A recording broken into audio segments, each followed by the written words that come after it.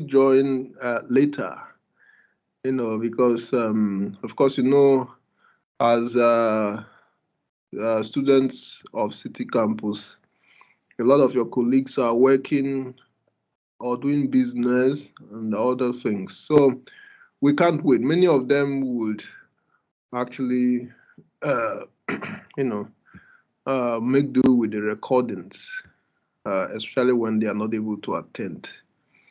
So the last class was focused on inductive reasoning. And we saw all the ramifications of inductive reasoning. We saw how to identify an inductive argument, and then we saw two major kinds of inductive arguments based on the kind of conclusion. Some come with a conclusion that is a law-like hypothesis. Some others come with a conclusion that is a statistical hypothesis. So those are two major kinds of inductive arguments. We saw the consequences of making each kind of argument. We saw that making the kind of argument that ends with a law-like hypothesis as a conclusion is a little bit scary because you'll be reaching a general conclusion from particular premises.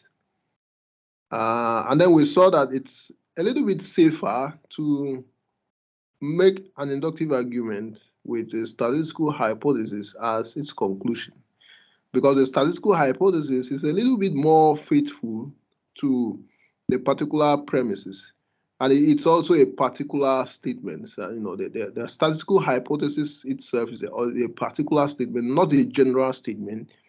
So it's a little bit closer to being careful compared to the law-like hypothesis. So we saw all those things.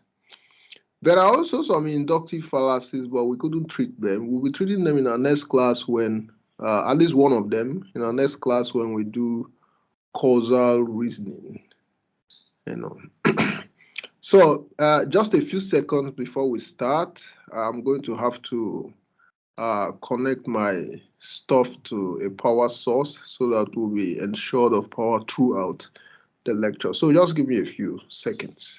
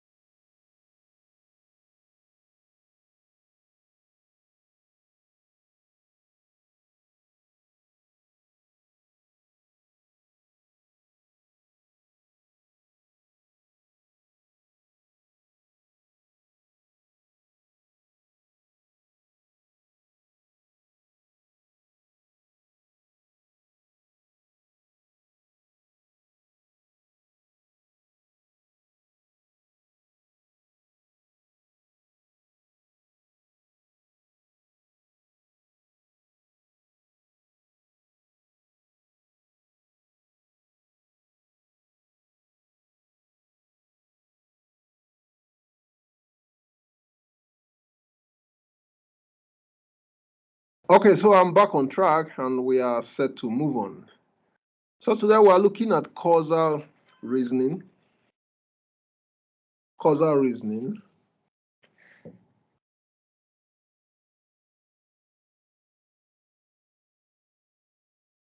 And as you already know, this is a course that deals with the different ways we reason about issues. The different ways we reason about issues. Now, at this point, you are supposed to have trained yourself on the procedures of deductive and inductive reasoning. So by now, many of the questions we have about deductive and inductive reasoning should have been settled, and we should have a fair understanding of those two kinds of reasoning. So causal reasoning is a type of inductive reasoning that focuses on causal relationships. So it's a type of inductive reasoning, that's concerned with reasoning from cause to effect, and sometimes from effect to cause. So it all boils down to, or let's say the bottom line is, what causes what? How do we know it is a cause? So we'll begin by understanding different senses of the word cause. Now, different senses of the word cause. First of all, we have proximate cause,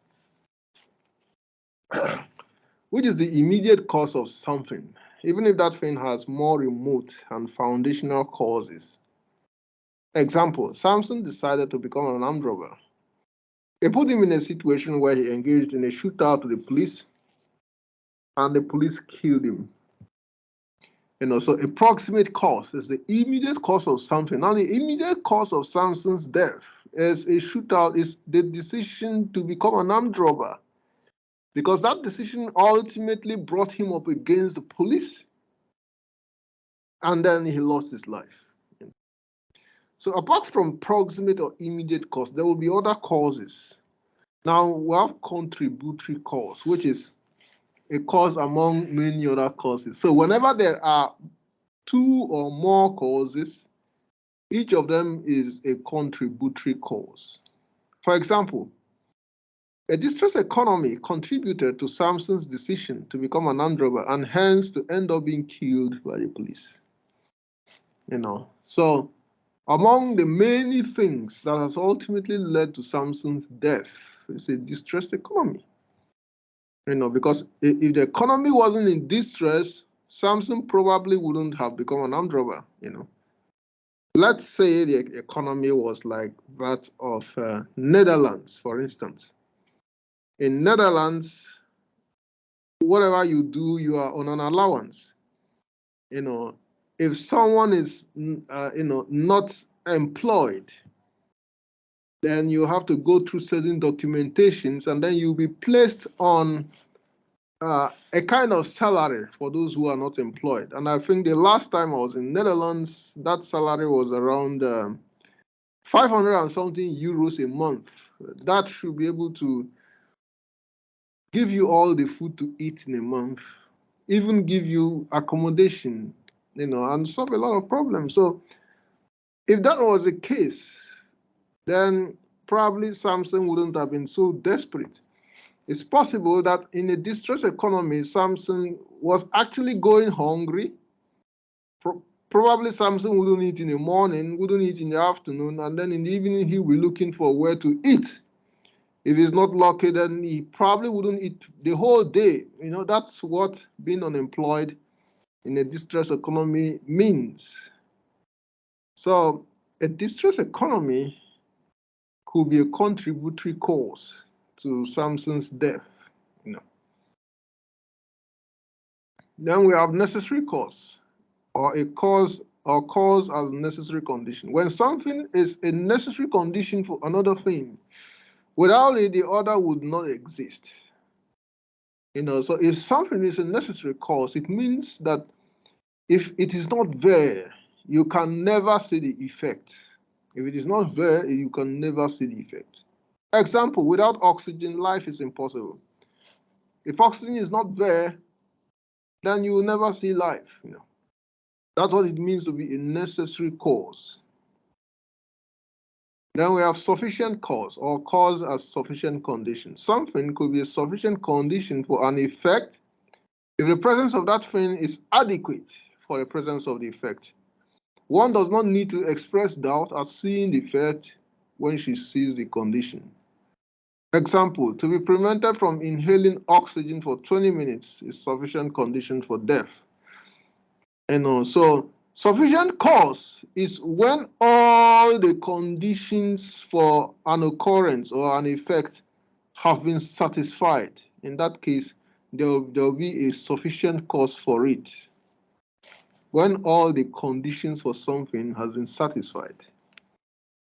If, for instance, you are applying for a visa to Australia, if you're applying for a visa to Australia and they tell you that the application must include a field application form, your passport, your international passport, evidence of your flight booking, evidence of your hotel booking in Australia, and then an invitation letter from someone or an organization in Australia inviting you for a particular purpose. So I've just counted about 6 requirements. Now, if you fulfill those 6 requirements, then that's a sufficient cause for an Australian visa. That will be a sufficient cause for an Australian visa to fulfill the 6 of them. But each of them is a necessary cause. Each is a necessary cause, but all of them that have been listed constitutes the sufficient cause for a visa. So you can see that the necessary cause is not the same as a sufficient cause. The necessary cause is necessary, but it may not be sufficient. Now, another example, proving that a healthy and sane person calculatedly committed a murder is an adequate condition for sentencing the person to life imprisonment, if this is the appropriate sentencing for such a crime in that jurisdiction. So, if a murder or homicide have been committed, and when a person who committed it, who has been proven to commit it, is also proven by medical examination to be healthy, not to be mad, not to be crazy, not to have any psychiatric problems, to be mentally healthy, then it means that the sufficient cause of a life sentence have been achieved. 1, he has been proven to kill someone, and 2, he has also been proven to be mentally healthy. And so in some jurisdictions, those 2 constitute sufficient cause for either death penalty or life imprisonment, depending on what is the appropriate sentence in a particular country. So that one is in the legal area of life. Now, there could be individually necessary and jointly sufficient conditions. We can say that there are several individually necessary conditions for an effect, and that a combination of these conditions becomes sufficient for the effect. So I mentioned that each visa requirement is necessary for the visa, but each of the requirements is not sufficient at all for the visa. To get the visa, you would need to fulfill all the necessary conditions, and if you have fulfilled all the necessary conditions for the visa, then it means you have achieved a sufficient condition for a visa. So a sufficient condition for a visa is a combination of all the necessary conditions for a visa. That's why we say that there are several individually necessary conditions for an effect, and a combination of these conditions becomes sufficient for the effect. So in life and in science, it is usually difficult to determine what number of causes are jointly sufficient for an effect to occur. So in many cases, it is difficult to determine how many necessary conditions become sufficient for an effect. It's usually difficult in life and in science to determine how many necessary conditions would become sufficient for an effect. Example, oxygen, water, food, and health are independently and individually necessary conditions for a human being to stay alive. So water is necessary for life. Oxygen is necessary for life. Food is necessary for life. Health is necessary for life. Each of them is necessary for life. but none of them is sufficient. To get the sufficient condition for life, you first of all have to assemble all of them. After assembling all of them, you begin to ask questions. Which other condition have you not assembled that is also necessary for life? If you can't find it, then you don't have life yet. It means the necessary conditions are not yet sufficient. To achieve life, you need to bring together all the necessary conditions. It is possible that after bringing together, probably, maybe it is possible that a spiritual substance, which probably is only in heaven, is what is needed to complete all the necessary conditions that becomes sufficient for an effect, which is life.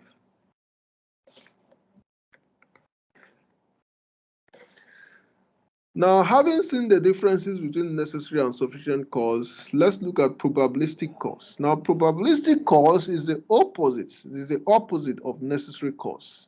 Now, this kind of cause is theoretically not necessary, not a must for the effect. Example, a crisis-ridden economy, the lack of a job, and the need to marry and settle down are probable causes of Samson's decision to become an armed robber. So a crisis-ridden economy is not a sufficient cause. It's not a necessary cause. It is not necessary for a crisis-ridden economy to make somebody an armed robber. Many of us grew up in a crisis-ridden economy, but we didn't become armed robbers. So it is not a must that anyone who grows up in a crisis-ridden economy will definitely become an armed robber. So that's not a must. It's a probable cause, not a necessary cause. The lack of a job is also not sufficient reason to go into armed robbery. The need to marry down is even less of a compelling reason, and so on.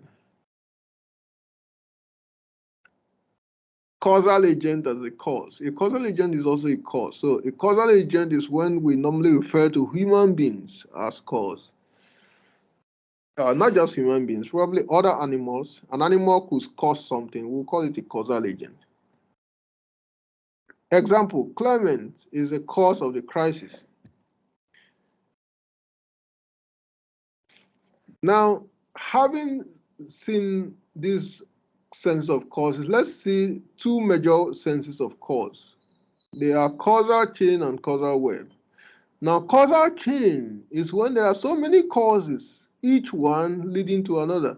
So when one cause leads to another, another leads to another, another leads to another, that's what we call a causal chain. But a causal web is when the relationship between causes is more like a web than a chain. So for a causal web, several causes are acting side by side simultaneously towards the effect. Several causes are leading to the effect. The causes are acting side by side, acting at the same time, all of them to produce an effect. Now, two contributory causes could occur simultaneously. That's talking about causal web. Now, let's see examples of both causal chain and causal web.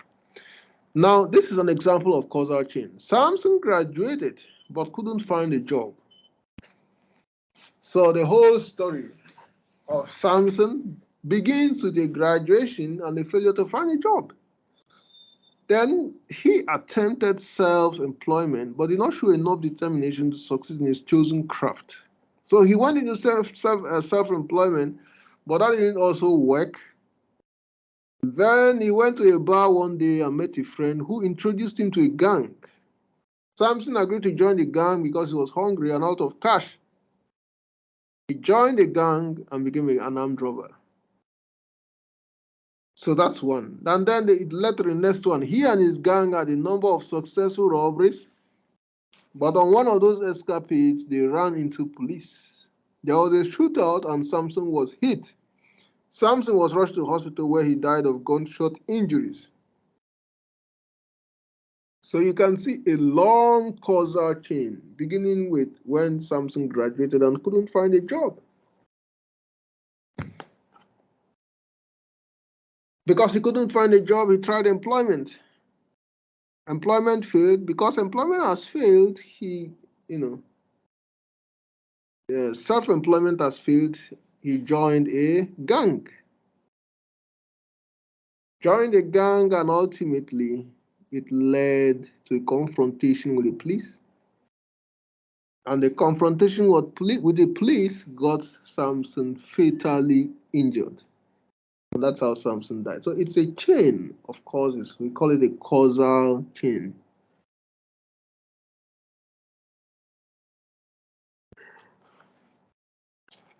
Now let's look at an example of a causal web. It could be that the police officer who killed Samson did so because he, the officer, aimed his gun correctly, while his colleagues did not. And at the same time, Samson got killed because he squeezed his trigger to kill the police person before the police killed him, but found that there were no more bullets in the firing chamber of his gun. Now, this is a causal web. In this causal web example, you see that several things were happening simultaneously that led to Samson's death. Now, while Samson was aiming his gun at the policeman and squeezing the trigger, the policeman was also aiming his gun at Samson and was squeezing the trigger. But the difference between the two men is that there was no bullet in the firing chamber of Samson's gun, but there was a bullet in the firing chamber of the policeman's gun. So when Samson pulled his trigger, nothing happened in his gun.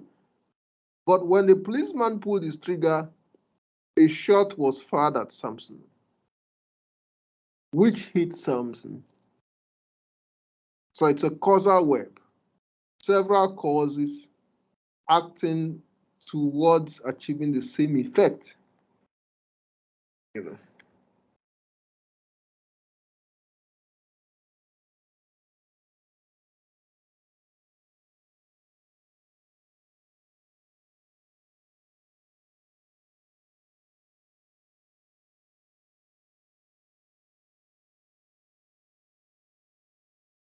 Okay, so I just put off my air conditioning because it was getting quite cold. Now, a little exercise about the senses of the word cause, the various senses, the kinds of causes. I can trace Leonardo's victory all the way to an advice his father gave him when he was a child. This is an example of proximate cause, contributory cause, probabilistic cause, causal chain. So you can see I can trace Leonardo's victory all the way. Now, when you see the phrase all the way, all the way, all the way to an advice, then what should be coming to your mind is what? Causal chain. All the way. The phrase all the way suggests a causal chain. USA has a hand. USA has a hand in the ousting and killing of Patrice Lumumba. USA has a hand in the ousting and killing of Patrice Lumumba. Now, what will be the answer? Is it proximate cause, contributory, probabilistic, or causal chain? Now, when you look at the sentence carefully, you will see that you see the phrase has a hand. Has a hand. The phrase has a hand suggests contributory cause because there are many causes. Has a hand suggests that there are many causes, but you are identifying one as a possible cause. So has a hand suggests contributory cause because it is suggesting one cause among many other causes. You need to at least pay a house rent if you wish to live in that house. You need to at least pay a house rent if you wish to live in that house. This is an example of a contributory cause, probabilistic, necessary, or sufficient cause. Now, when you see the phrase at least, the phrase at least suggests it's a what? At least suggests it's a necessary cause. Necessary cause. That even if you can't fulfill other conditions, you must fulfill this particular condition. So that such a condition is what? It's a necessary cause.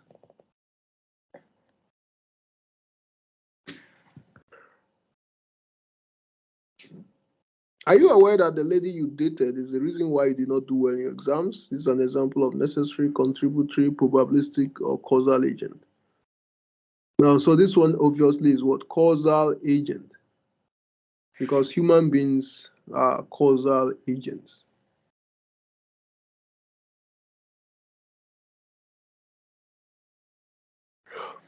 And it's not just human beings that are causal agents. Other animals could also be causal agents, particularly if they cause something to happen. Now, this particular question, a lot of factors contributed to the emergence of the idea of multiculturalism. A lot of factors contributed to the emergence of the idea of multiculturalism. First of all, World War II ended with the defeat of the Nazis, who wanted to conquer the world and put everyone under a single ideology. So conquering the world and putting everyone under a single ideology all through the world is very, very monocultural. It's very monocultural. And the opposite of monoculturalism is what? Multiculturalism. So defeating the Nazis, who would have enforced monoculturalism, is seen as the first contributor of what? The emergence of multiculturalism. So that's number one. Second, it was the era of independence, and most former colonies were acquiring their independence, which was a message of equality and mutual tolerance. So at the same time as the first one was happening, as the Nazis were being defeated, some countries were gaining independence at that time already. And so it was a message, the independence was a message of equality with colonial masters. So that also contributed to the emergence of multiculturalism. And then the third one was that African Americans in America were demanding for respect and equal treatment. So African Americans in America were carrying out several demonstrations, upheavals, and all that, led by Martin Luther King and so on. So that was also a drive to equality and multicultural recognitions.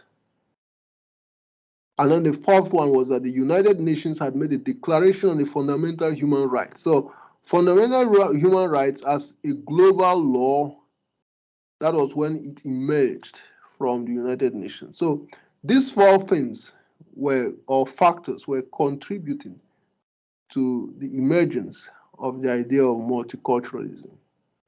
So what kind of cause is that? Is it a contributory cause? Are they contributory causes, probabilistic cause? Is it a causal chain or causal web?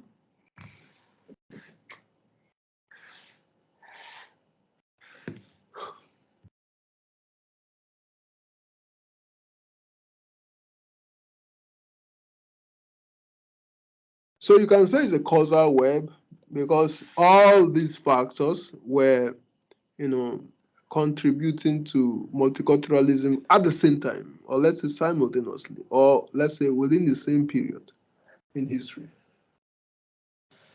So it's not a case of one of them leading to another one leading to another, and so on. They were happening at the same time, contributing to the same effect in their own different ways. So that's a causal web.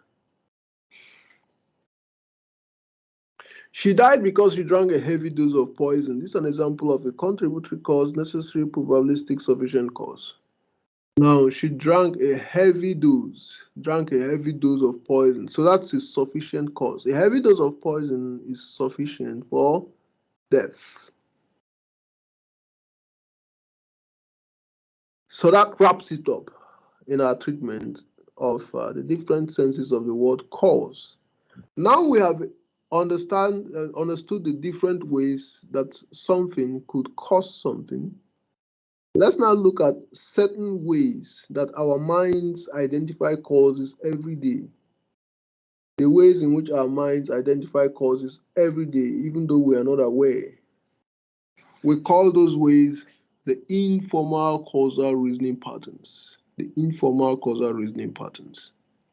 Now, so we'll start by saying, first of all, that causal reasoning is a type of inductive argument attempting to establish the causal relationship between phenomena or events. Then the next one, a causal claim indicates that something causes another. Then a causal hypothesis is an initial speculation made in relation to a causal claim, a supposition offered as a starting point for further investigation. So we are supposed to be studying two things. First of all, we are supposed to be looking at the various informal causal reasoning strategies for arriving at causal claims. And secondly, we are supposed to be looking at the various experimental strategies for confirming causal hypotheses. But that's not for this semester. So we're not going to look at experimental causal reasoning. We'll just look at informal causal reasoning, how we human beings identify causes every day, irrespective of whether we are educated or not. Now, John Stuart Mill identified those 5 ways in his book titled A System of Logic. He called them 5 approaches for detecting causation by observation. So 5 ways that we human beings detect causation through our observations.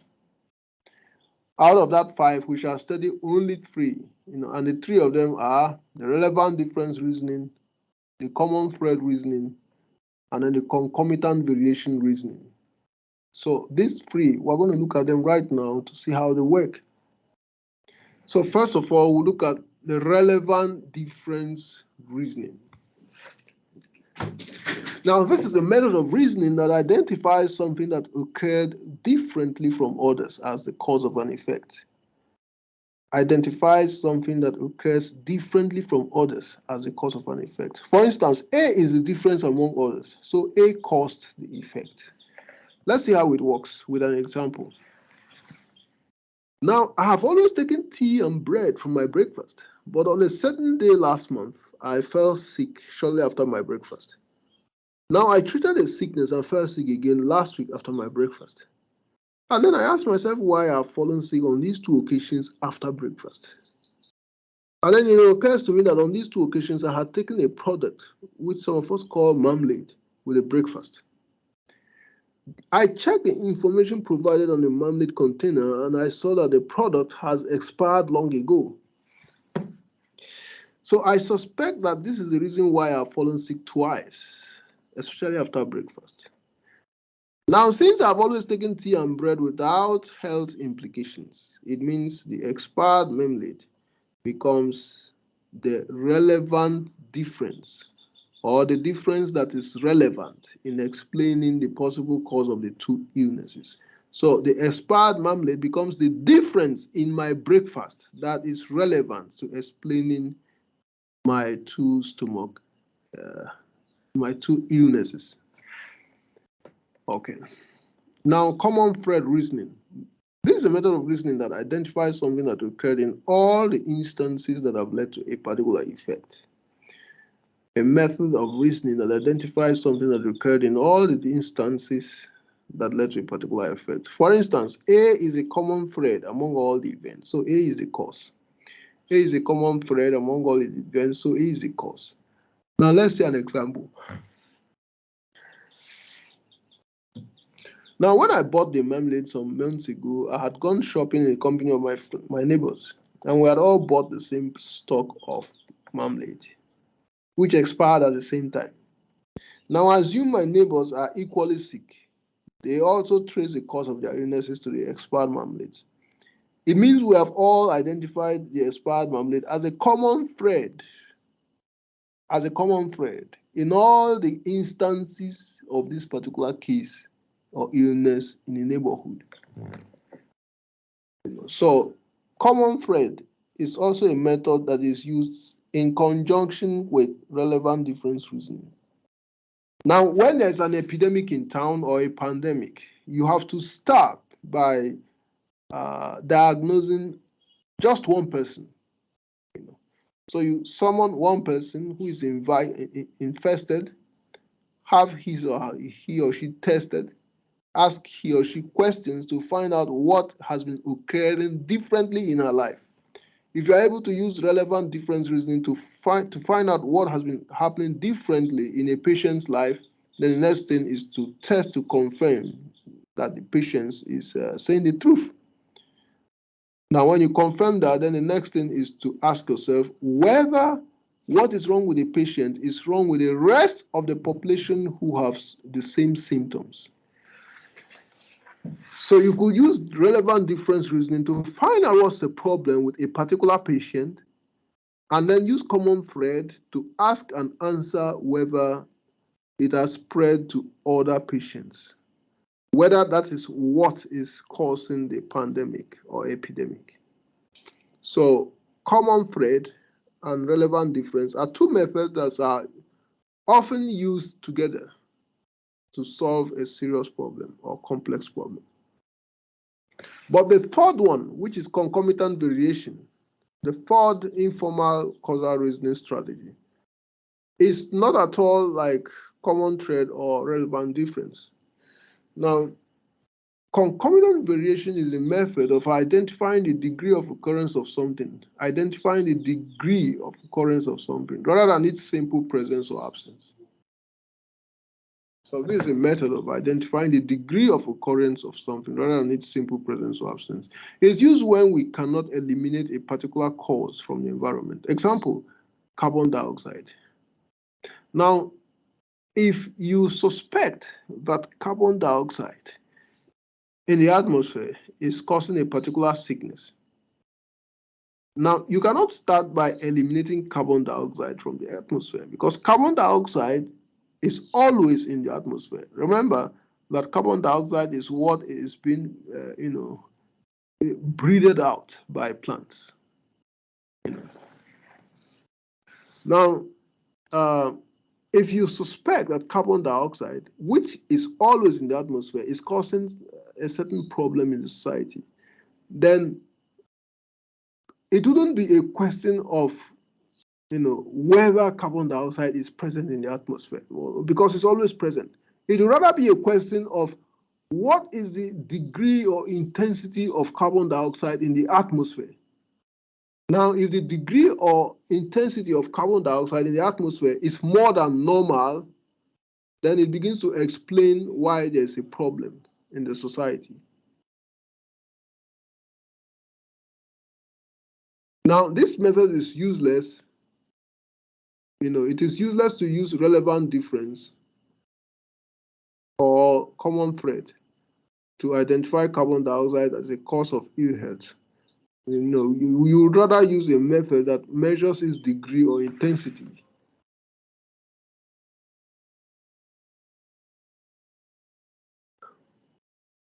Now let's look at an example. It was revealed through research that high blood pressure is exacerbated in regions whose soils have low levels of selenium. Now, this is a metal that exists in tiny quantities in every soil, and because of this, we cannot measure for its absence or presence. We can only account for the various effects of varying degrees of it, that's selenium, and hence the discovery that it seems correlated with the ability of our bodies to keep our blood pressure normal. So, carbon dioxide, or selenium, these are things we cannot eliminate from our environment.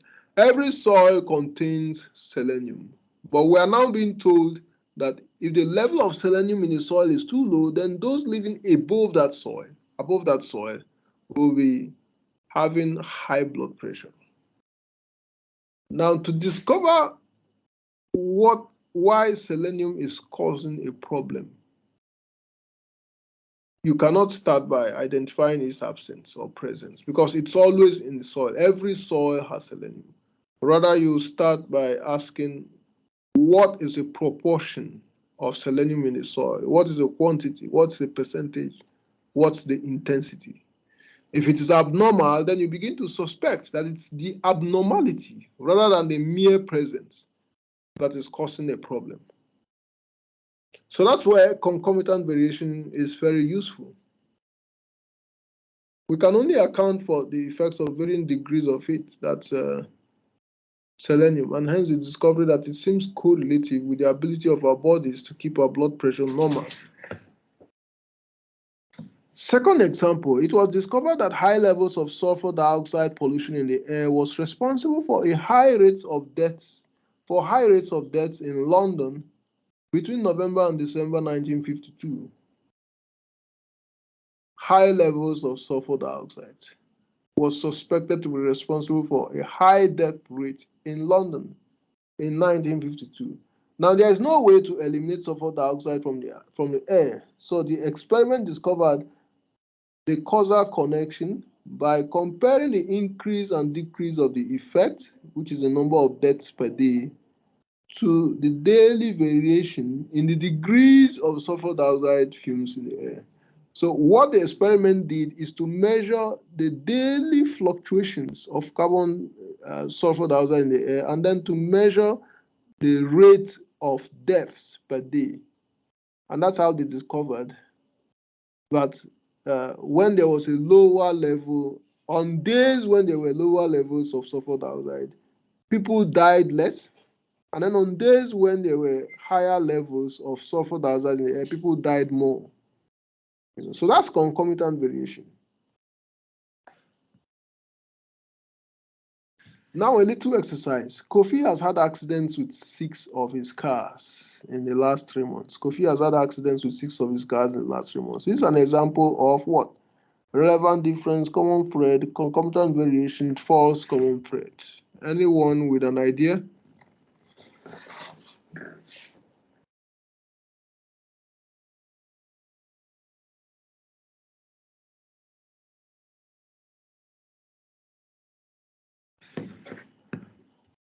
Okay, so since we don't have time, let's look at the question more carefully. Kofi has had accidents with 6 of his cars in the last 3 months. Now, one person, just one person, has had accidents with 6 cars, 6 of his cars, in the last 3 months. Not even last 3 years or three decades, but just the last 3 months, he has had accidents with 6 cars, just one person. So that, what does that tell you?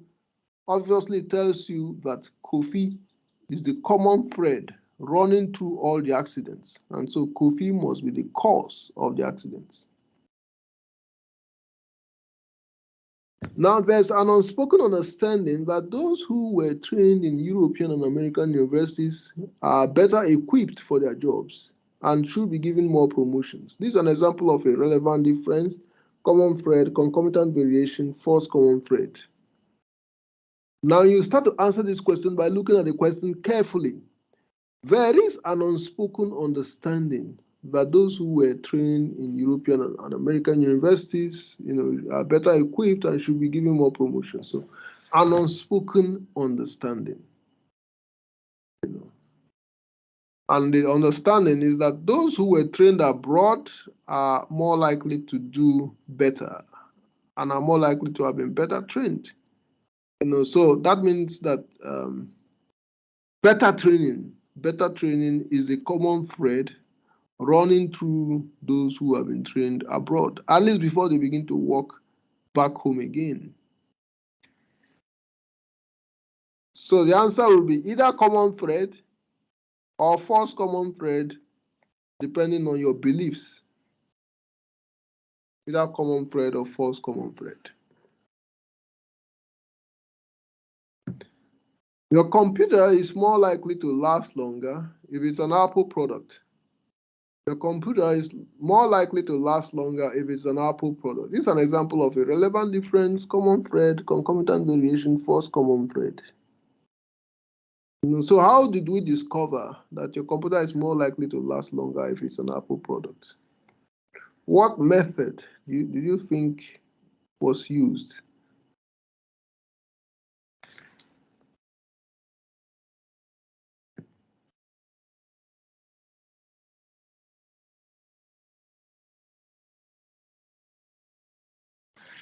Now, Apple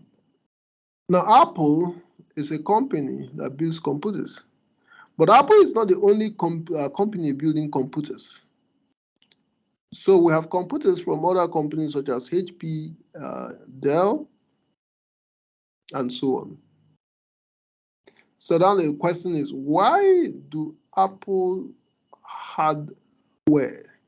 Why does Apple hardware outlast Why does Apple hardware outlast the other products?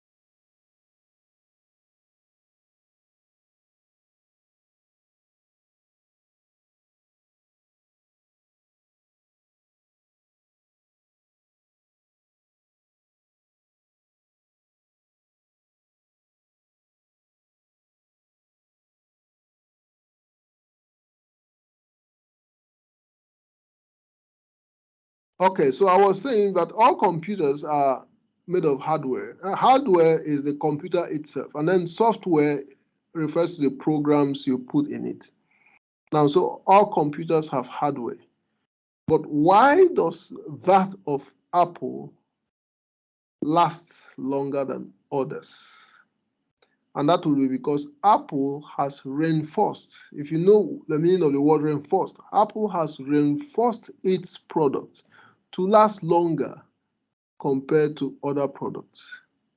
And so it's a question of the degree of reinforcement, or the degree or the intensity of the product, of the hardware that is used, the intensity, the degree or the intensity of the material that was used to make the hardware.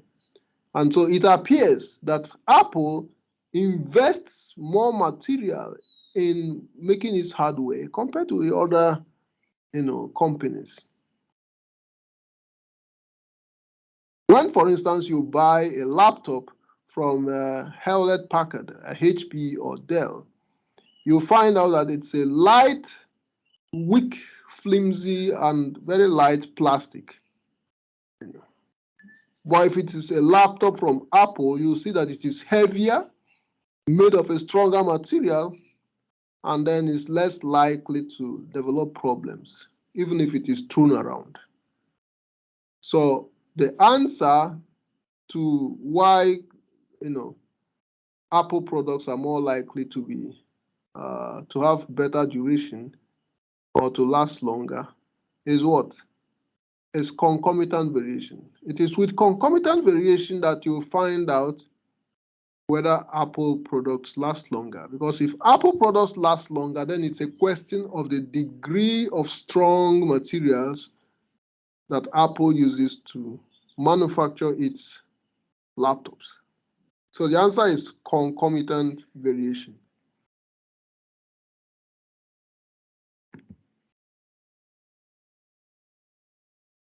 One of the reasons why Michael succeeds where others have failed is that he studies his problems carefully before taking action.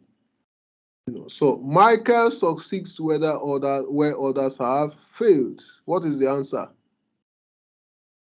And the answer is that he does something that others don't do. So the answer will be what? Relevant difference. Relevant difference. Male soccer teams from Cameroon are always filled with tall, hard-bodied men. Male soccer teams from Cameroon are always filled with tall, hard-bodied men. My father said it is because of the prominence of plantain, a key provider of zinc in the average Cameroonian diet.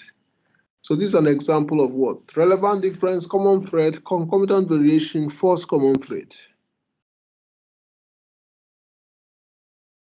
Now you'll be asking yourself some questions about the question. Male soccer teams from Cameroon are filled with tall, hard-bodied men. They eat a lot of plantain. They eat a lot of plantain. But are they the only ones who eat plantain? No, the Cameroonians cannot be the only people who eat plantain. Ghanaians also eat plantain.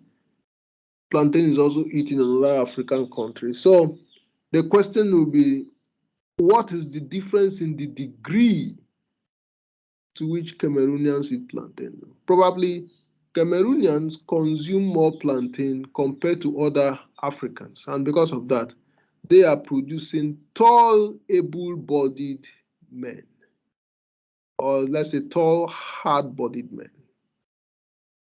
Okay, so the answer will be what? Concomitant variation, the degree to which they eat plantain, not whether they eat plantain at all. Now, it has been discovered that living longer is associated with low protein intake at middle age and moderate to high protein intake in old age. Living longer has been discovered to be associated with low protein intake at middle age and moderate to high protein intake in old age. So what's the answer? First of all, you look at the question very carefully. Now, everybody eats protein. Not just that everybody eats protein, but everybody eats protein throughout his or her life.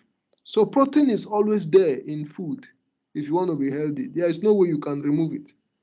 So if protein is always there for everyone, and it is there for each person from young age to old age, then what is it about the protein of those who are living longer?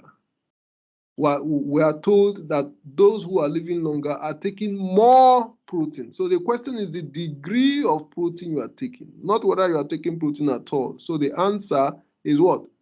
Concomitant variation.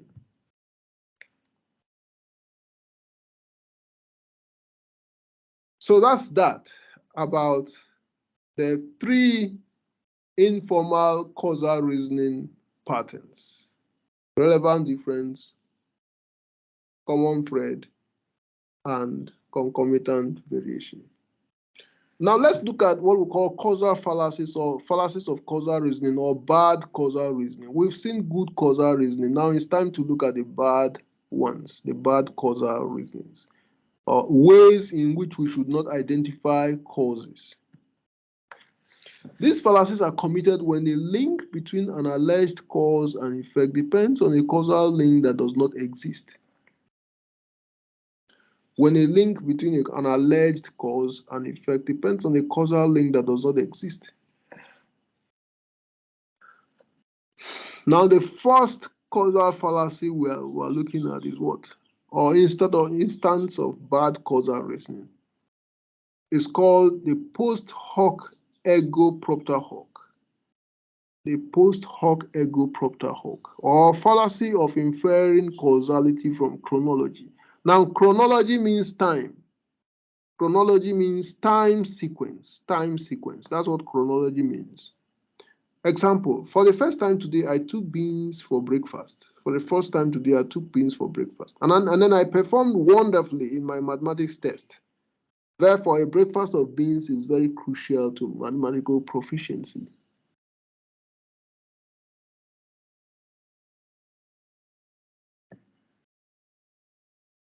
So because this is the first time someone is taking beans, and then a person goes to an examination hall and gets top marks in mathematics, and then there's a temptation to think that the beans has something to do with the high performance in the mathematics test. So we call it the post hoc propter hoc, the post hoc ego propter hoc, the fallacy of thinking that just because something happened before another, it must have caused the other.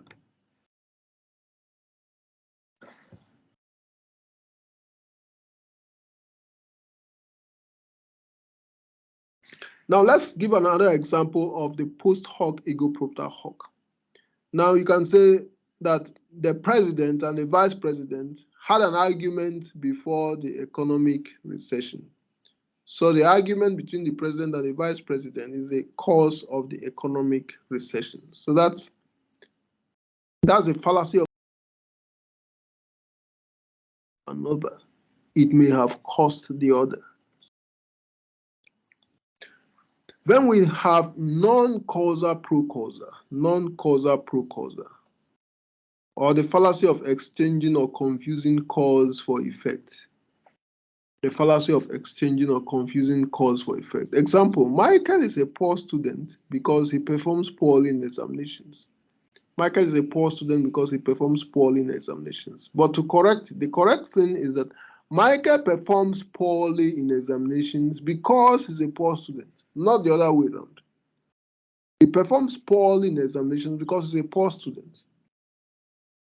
So non-causal pro-causal is to confuse cause for effect or to exchange cause for effect.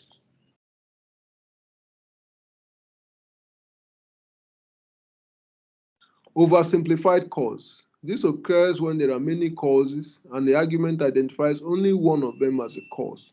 So oversimplified cause is to think that an effect has only one cause when there are other causes as well.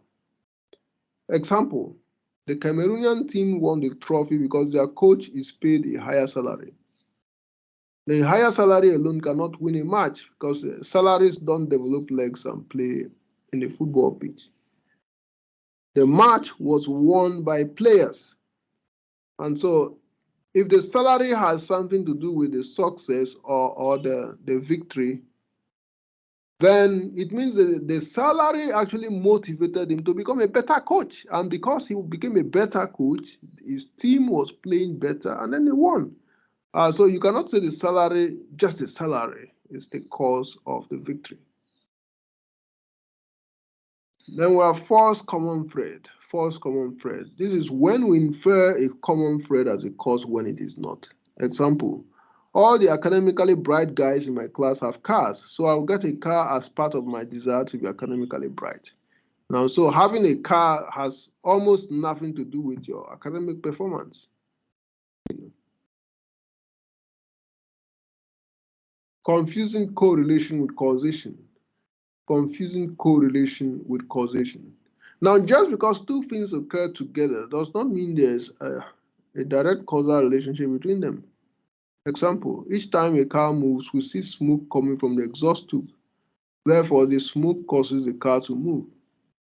But the correct thing is that the smoke is not what causes the car to move. Both the movement and the smoke are caused by the engine combustion. The engine combustion. So the fact that two things always happen together doesn't mean that one of them is causing the other. It could just be that they occur together all the time without a causal relationship.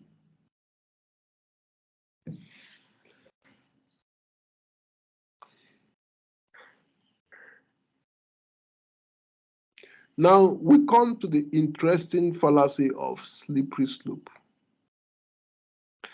Now, when we suggest that a relatively insignificant event will cause a more significant event, which in turn will cause an even more significant event, and then the order of significance continues to increase without adequate justification as to why each significant event will lead to a more significant event. That's the fallacy we call slippery slope. Slippery slope is when someone wants to do something or say something, and then you tell the person that if he does this or says this, it will lead to this, it will lead to that, that will lead to this will lead to that, that will lead to the other will lead to the other, and before you know it, everyone is in trouble. So it is to exaggerate the increasing significance of consequences following an action. So a progressively dubious chain of premises, which are usually consequences, is often employed to support a conclusion or claim. So let's give an example. Or before an example, let's look at a technical explanation. Now, slippery slope is the fallacy of arguing that if A is allowed, it will trigger a set of events that will eventually lead to Z. And it's only a matter of time to go from A to Z, to slip down a slippery slope from A to Z. Now, this should not be a fallacy if the causal movement from A to Z is justified. But it is a fallacy if the causal movement is not justified or justifiable, which means that it is actually fatalism, an extreme version of determinism. You know. So if you do A will lead you all the way to Z. That's what the fallacy looks like. For example, if Donald Trump becomes the president, America will fight many wars. Now, Democrats in the USA 2016 presidential election was actually telling this to everyone. Now, so in the 2016 presidential elections in the US, when Donald Trump was trying to become the president in 2016, Democrats, that's the other party, the opposition party, were telling people that, look, if you vote Donald Trump to become America's president, before you know it, America will be fighting so many wars. Eventually, Donald Trump won, and he didn't put America in an extra war.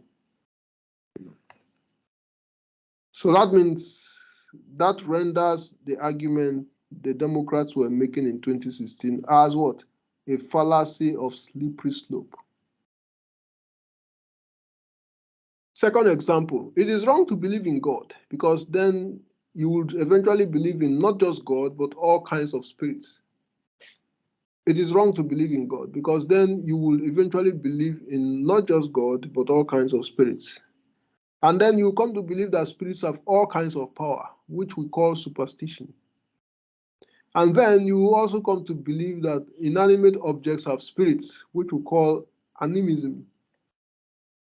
And then you will also come to believe that everything has spirits and power to do something or the other, thereby ultimately destroying your ability to evaluate cause and effect in natural terms.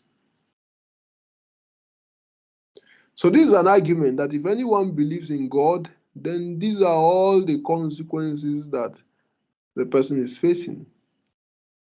But this argument is a fallacy of slippery slope, because if you believe in God, it doesn't necessarily mean you believe in spirits. There are many of us believe in gods, but we don't believe in spirits. We just believe that God is the only spirit. That's all. And then many of us believe in God.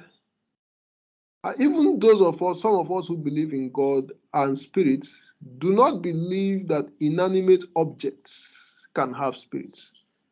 So even if you believe in God and you also believe in spirits, you are free not to believe that inanimate objects are spirits. So it is not necessary, if you get to believe in God, it's not necessary for you to go through all these consequences to the end. So that's a fallacy of slippery slope. Then let's look at a third example. I cannot allow my child to go outdoors and play in a compound. This is because if I do, she will jump fence and go into the streets. I cannot allow my child to go outdoors and play in the compound. This is because if I do, she will jump fence and go into the streets. If she goes into the streets, she will run away with any stranger. If she runs away with any stranger, then I'll never see her again. If I never see her again, I'll be miserable for the rest of my life. If I'm miserable for the rest of my life, I will commit suicide. So for the purpose of avoidance of suicide, I will not allow my child to play outdoors in my compound. So that's a very long, slippery slope. Your child can play in the compound without even jumping fence. Even if she plays and jumps fence, she might just come back through the fence or through the gate. She might not even meet any stranger. Even if she's playing and she jumps fence and she meets a stranger, she might not agree to follow him anyway. So there are a lot of stages where your child can stop and all the consequences you were fearing would not come to pass. So that's why this argument is called a slippery slope fallacy.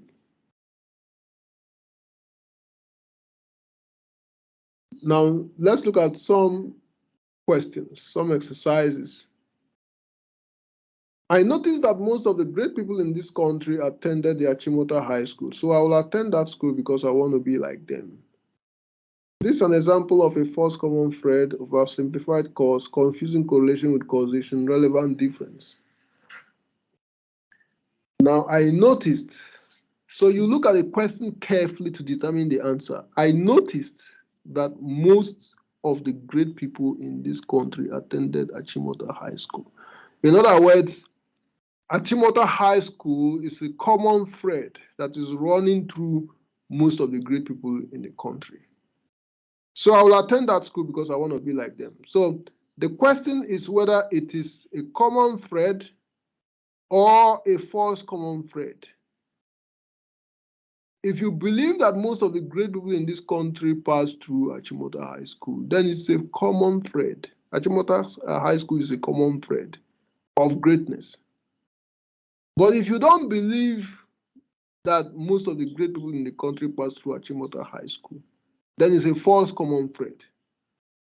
And the way it is, I don't think that most of the great people in this country attended Achimota High School. So we can say it's what? A false common thread. It's a false common thread. Russia's military is more powerful than the terrorist organization because the military destroyed the terrorist organization last week. This is an example of a post hoc ego propter hoc, non-causal pro-causal, confusing correlation with causation, slippery slope. Now, so in order to answer the question, let's look at the question very well. Look at it more closely. Russia's military is more powerful than the terrorist organization because the military destroyed the organization last week. So that's a non-causal pro-causal. The correct thing is that Russia destroyed the military organization. Sorry, Russia's military destroyed the terrorist organization last week because Russia's military is more powerful than the terrorist organization. So it's a non-causal pro-causal. I remember you visited a native doctor in January. That must be the problem behind the problems you are having with your business. This is an example of a post hoc ego propter hoc, non-causal pro-causal, confusing correlation with causation, slippery slope. So we look at the question again. I remember you visited a native doctor in January. That must be the problem behind the problems you're having with your business. So obviously, the answer is what? A post hoc ego propter hoc. Confusing, assuming that chronology is also causality.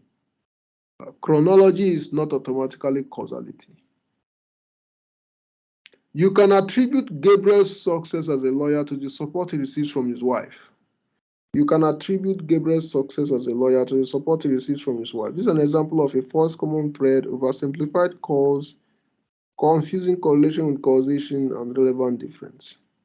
Now, in order to answer the question, let's look at the question more closely. You can attribute Gabriel's success as a lawyer to the support he receives from his wife. Now, so the answer will be what? Oversimplified cause. Now, the answer is oversimplified cause because the support that Gabriel receives from his wife is not sufficient to make him successful. The support that Gabriel receives from his wife is not sufficient for Gabriel to be successful. There must be other factors behind Gabriel's success that are different, that are apart from the support he receives from his wife. So to say that his whole success is only from the support he receives from his wife is what is oversimplified cause.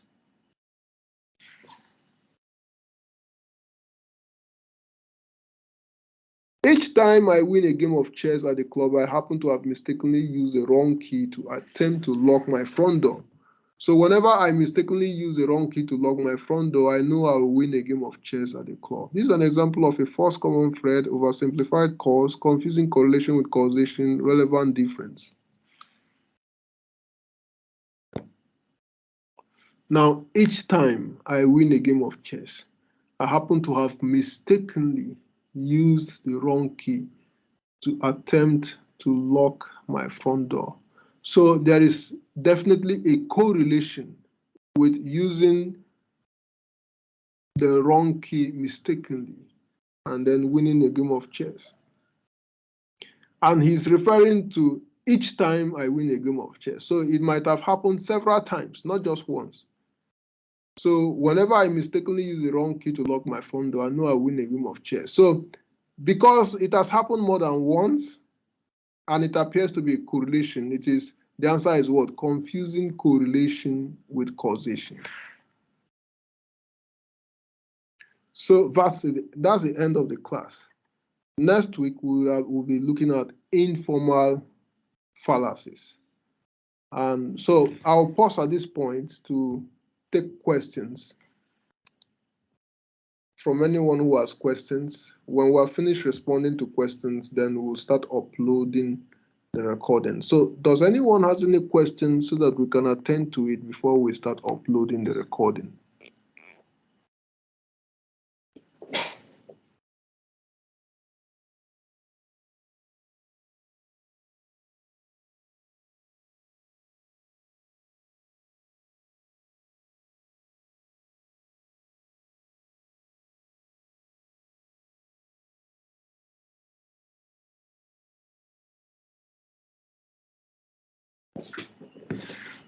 Okay, so since there is no question, it means I would proceed to stop the recording. And when I've stopped,